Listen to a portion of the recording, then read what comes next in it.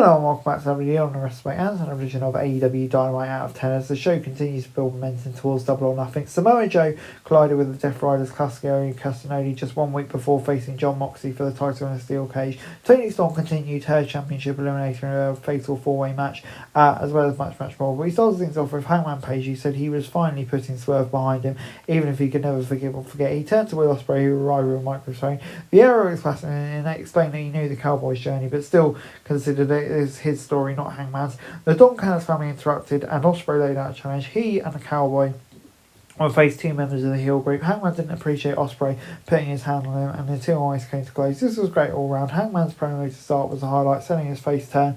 Ospreay arrived and started as the good babyface, putting over the Cowboy, but started to learn heel. He put his journey above Page's, which could mean he's playing a bad guy come Double or Nothing, but fans will cheer both. Ospreay leaning heel did make the match more unpredictable. The winner should be the top babyface to challenge Mox, though, and the Don Callis family arrival felt like an ordinary part of this, but it will be a great match next week, so yeah, looking forward to it. And then we got Toni Storm versus Thunder Rosa versus Penelope Ford versus Anna Jay, and after a competitive battle, Megan Bayne arrived to destroy everyone until Harley Cameron came running in with a pipe to send her packing. With Bayne out of the way, Toni Storm took Anna Jay out and locked Penelope Ford in a chicken run for submission. It could have been an easy way to get Storm's next challenger, assuming someone won without pinning her. However, it also keep her on a hot streak, and the crowd was completely in on the action and the chaos. The interference of Bayne made sense, but it did lead to an awkward finish. In the end, it was a major success, keeping the division high and really putting over whoever gets the next challenge at Storm. So 7 out of 10.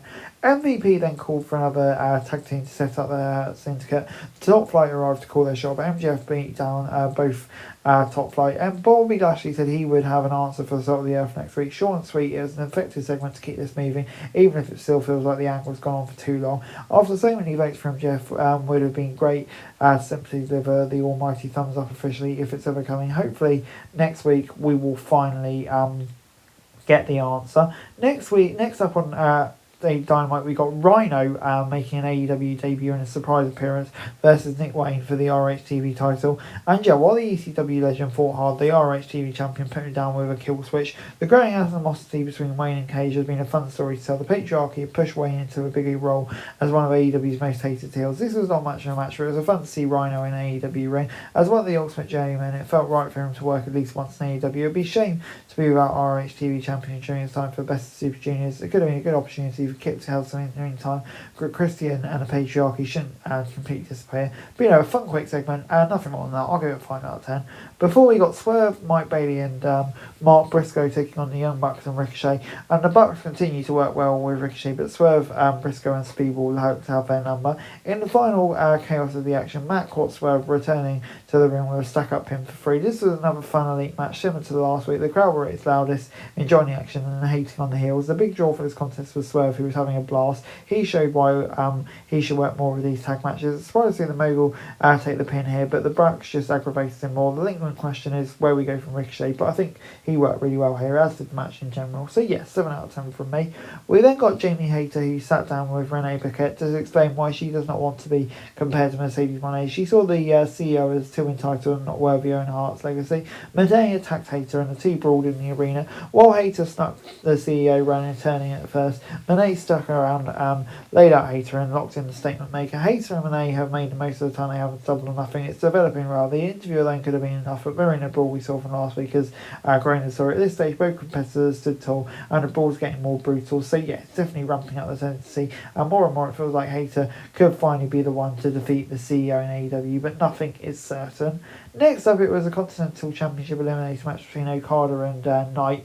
Roosh attacked Kevin Knight during his entrance, hooking out the jet until Speedball made the save. Knight still wanted to compete, but fought from behind throughout. When the jet finally got running, Okada got with a dropkick and the Rainmaker got the win. Afterwards, Okada laid out Knight with a pair of Rainmakers. Speedball managed to make the save again to avoid further damage. The attack from the ball limited this match, but it was still good to get the action here. He will be missed by AEW during his Best of Super Juniors run. Okada would never let him lose with this if that, given how much AEW predicts him. However, the controversial start could lead to a rematch when Knight returns. In the meantime, Okada's next dream challenger should be Speedball. But yeah, I thought it was a good way of getting to it. It made Knight look good, and of course Okada gets the win, 6 out of 10.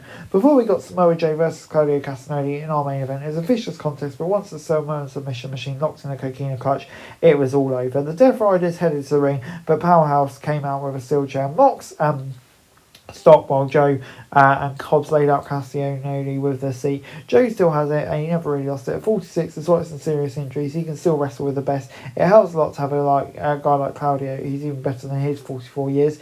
Might suggest this was a complete match of the night and kept a strong, steady pace throughout. The result was a foregone conclusion, but worked well. Mox and Claudio just showed how lethal Joe's cocaine clutch can be. So Joe felt dangerous, and a steel cage match should be great. The Death Riders downhill has definitely improved with Joe in. So yeah, looking forward to the match next week. 7 out of 10. And overall, Dynamite gets a 6 out of 10 from me. Given Dynamite's brilliant standards over the last few weeks, I'm not sure it'll be the most memorable episode of Dynamite we've ever seen, but I thought on the whole it's still pretty fun. Lots of good stuff on there. And yeah, I'm definitely looking forward to that cage match next week on Beach Break, as well as much more. So yeah, intrigued to see where it all goes. And yeah, gets a 6 out of 10 from me. That's it for this video. Thanks very much for watching. Remember to like, share, subscribe. Follow us on our socials, link in the description below for daily wrestling news, meme and content. Subscribe to our other channels on screen right now. That'd be greatly appreciated. Thanks very much for watching. Peace out.